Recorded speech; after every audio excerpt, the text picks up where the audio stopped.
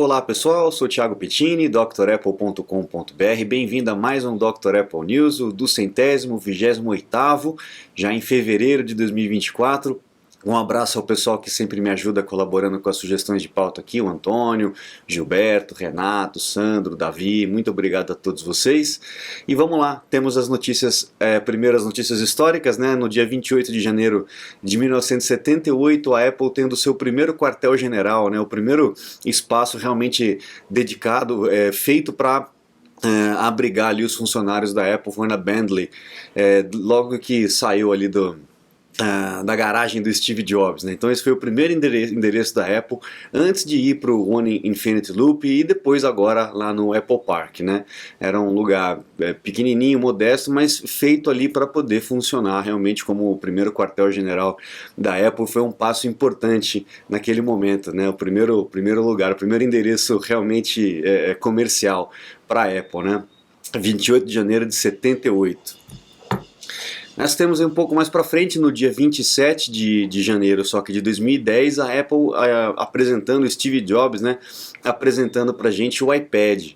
O iPad que foi mais uma revolução que a Apple fez aí na parte de informática, mais um equipamento que ela introduziu dentro da informática. Lembrando que o iPad ele foi desenvolvido primeiro, antes do que o iPhone. O iPhone foi lançado em 2007, o iPad em 2010, 3 anos depois. Mas a história conta que o Steve Jobs desenvolveu primeiro o iPad, né? A Apple desenvolveu primeiro o iPad, estava nessa ideia, e aí de repente veio essa questão da necessidade de um iPhone, né? De um telefone com essa mesma tecnologia. Então pegaram a tecnologia da tela touchscreen, né?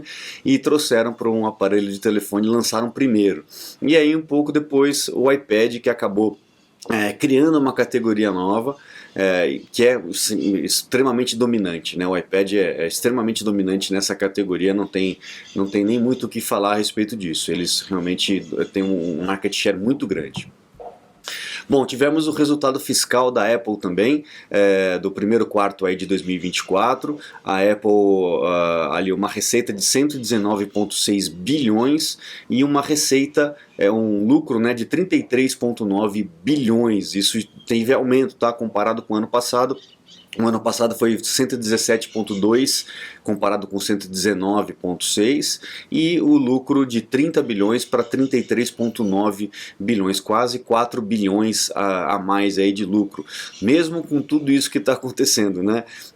A questão do Apple Watch, que foi proibida a venda, atrasos e politicaiada atrapalhando, né? Então a gente vê aí, mesmo com todo esse revés aí, a Apple ainda mantendo um crescimento considerável, né, comparado com outras empresas. E aí a gente tem a parte de serviços, né, aumentando aí para 23,1 bilhões, de 20,7 para 23,1 bilhões, então os serviços é o que mais está dando lucro aí para a Apple, vendendo aí o iCloud, vendendo o Apple TV, o Arcade, etc, aquela coisa toda. Os wearables, né, os vestíveis, né, o Apple Watch, o HomePod, os acessórios e tal, de 12 bilhões para 13,4, mesmo com aquele banimento ali bem na hora do Natal do Apple Watch, né? O Mac de 7,8 para 7, teve uma retração ali no caso do Mac. 7.7, 7.8 para 7.7, teve um crescimento tímido. O iPad aí que deu uma redução de 9.4 para 7, aí a redução foi grande do iPad, porque as pessoas acabaram buscando mais o Mac por conta dessa troca de processador ali, né, natural. A gente vai ter novidades com relação ao iPad, o que deve melhorar aí também essa margem. Mas a Apple não se preocupa muito com isso, chegou aí na marca de 2,2 bilhões de equipamentos ativos, né? Equipamentos funcionando aí com Apple ID, etc. 2,2 bilhões é a base ali de usuários da Apple, realmente um negócio expressivo, né?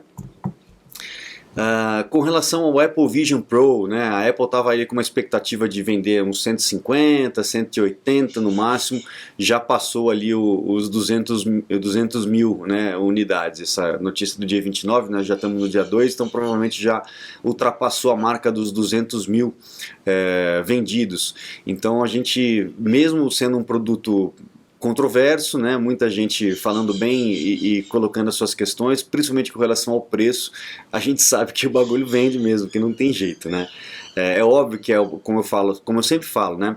É um produto experimental, é um produto que está iniciando, a gente vai ter o ajuste de preço com relação a isso aí, provavelmente teremos um Apple Vision que não vai ser o Pro, né, então vai ser mais simplificado para poder atender uma outra categoria de público, mas esse preço não vai ficar fixado nesses $3.500, pode ter certeza disso. Você está desperdiçando seu iPhone, iPad, Mac? Ganhe tempo e produtividade com nossos cursos. Você vai aproveitar melhor seu Apple. Matricule-se em drapple.com.br. Bom, aquela questão lá da União Europeia, do ato de digital, aquela coisa toda de abrir a App Store, né, vai começar a rolar, então a Apple já fez as suas modificações ali na App Store e também fez as modificações nos termos e condições para quem trabalha com a App Store lá na União Europeia. E a galera já começou o mimimi, né? A Apple ela precisa realocar a sua receita que ela tinha a respeito da App Store, então ela mudou os termos e condições. O que acontece? O iPhone lá na União Europeia, os vendidos e usados lá na União Europeia vão ter a possibilidade de instalar aplicativos fora da App Store. Então você pode baixar lá na App Store ou então baixar pela internet em qualquer lugar aí onde você queira e algum aplicativo que tenha esse repositório de outros aplicativos, né? A dificuldade, acho que o grande risco disso aí é abrir portas para qualquer coisa, porque a gente não vai saber o que vai ser instalado no iPhone ou não. Da forma como é um bloqueio, né, a gente só pode instalar aplicativos na App Store, a gente garante que pelo menos o aplicativo passa por uma revisão da equipe da Apple antes de ser disponibilizado. Então a chance de ter coisas maliciosas, vírus, enfim, coisas que podem prejudicar a máquina diminui consideravelmente. Não é 100%, mas diminui consideravelmente. Na hora que você abre para o mundão de meu Deus, aí, né, cada um por si se vira como é no Android, por exemplo, né? Só que daí o que a Apple fez? Beleza, você quer vender fora da App Store, vai ter a gente vai reduzir o percentual, tá, de comissão, mas vai ter uma taxa de 50 cents, né, para cada aplicativo instalado, se você tiver uma base de usuários com mais de 1 milhão de aplicativos baixados. Então, mesmo os aplicativos que são gratuitos, se baixar mais de 1 milhão, o desenvolvedor vai ter que pagar 50 centavos por aplicativo instalado. E a galera tá indo, né, achando um absurdo, né? Muita gente, o cara da Epic Games, que é o cara que começou toda essa bagunça, né, reclamando e tal. O cara do Spotify, né, o CEO do Spotify, o Daniel, também falando que é absurdo, imagina e tal. Enfim, a coisa a Apple vai ter que se proteger com relação a isso, né, principalmente financeiramente. Se bem que não é lá na reunião, né, de fiscal ali da Apple, o CFO falou que os caras perguntaram para ele, escuta, essa questão ali lá na União Europeia, do App Store e tal, como é que isso vai impactar as finanças da Apple? Ele falou, cara, a App Store lá na União Europeia representa 7% das vendas globais. Então não é tanta coisa assim, é mais uma questão de marcar território, né, de proteger a sua posição, do que uma questão realmente financeira, uma necessidade financeira, né?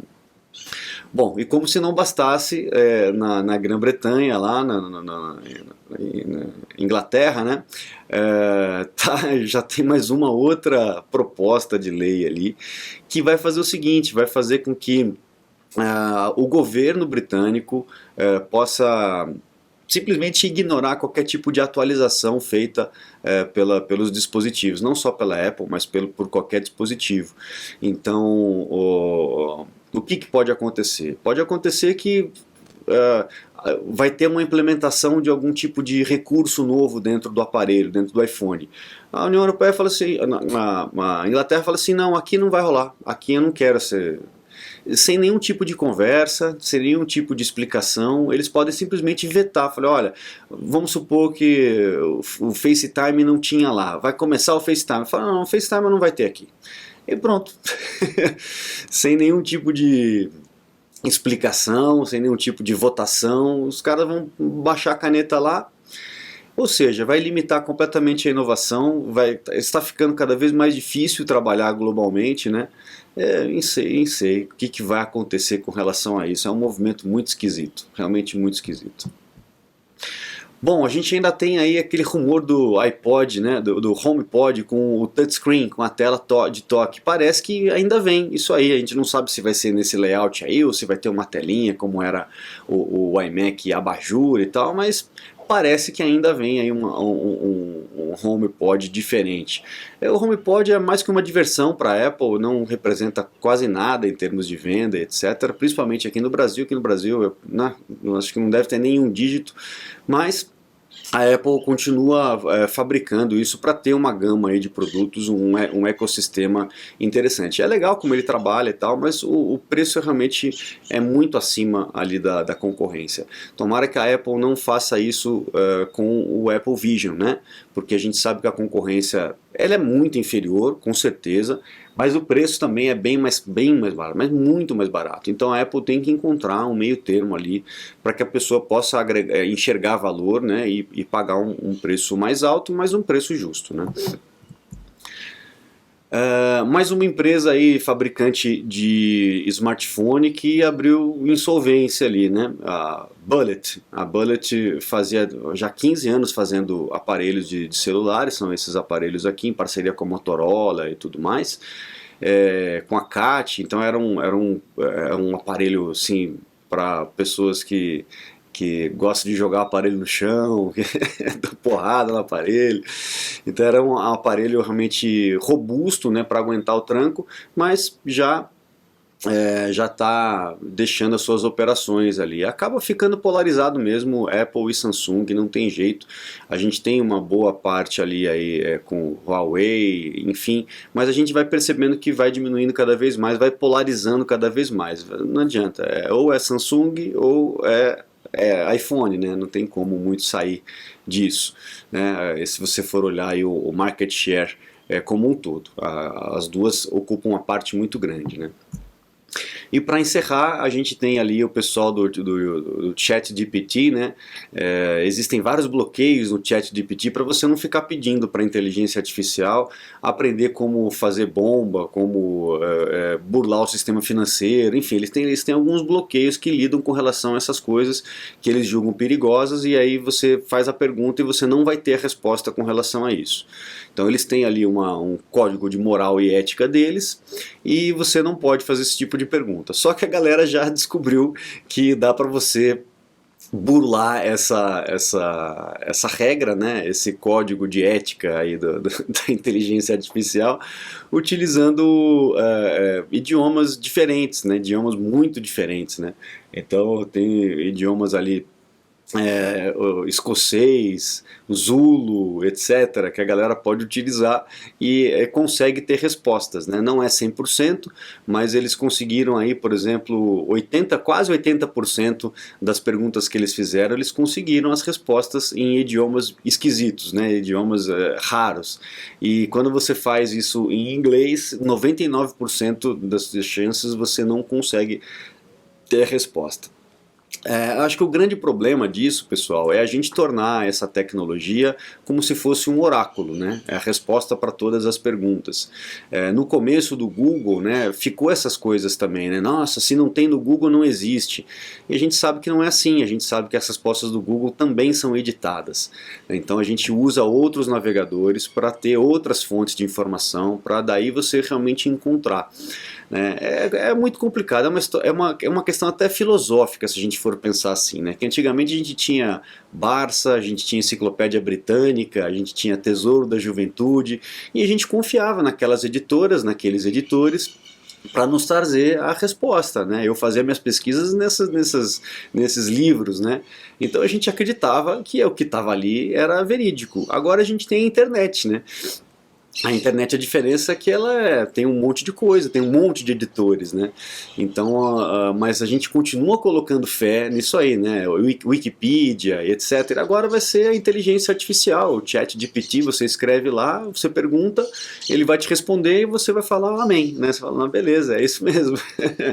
Eu acho que essa que é a grande questão, né? A gente não tornar essa tecnologia, seja ela qual for, como se fosse um oráculo, né? Como se fosse uma resposta. Ela deve nos ajudar, mas ela não deve substituir aí a tua capacidade de discernimento, de crítica, né? De raciocínio, de pegar outras fontes de informação e estabelecer o seu próprio ponto de vista, né? Não apenas engolir. A gente tem que mastigar a comida antes de engolir. Então eu acho que a gente está vivendo aí num momento complicado e interessante com relação a essas novas tecnologias. Vamos ver como é que a humanidade vai se render a isso, vai lidar com esse tipo de tecnologia. Legal? Acho que é isso, pessoal. A gente encerra então o nosso Dr. Apple News dessa semana. Eu convido a todos a acessar o site drapple.com.br. Lá você vai encontrar os cursos completos e também os meus contatos para um suporte, uma consulta técnica online, uma aula VIP, ok? Eu fico à disposição. Muito obrigado, um grande abraço e até a próxima. Tchau, tchau.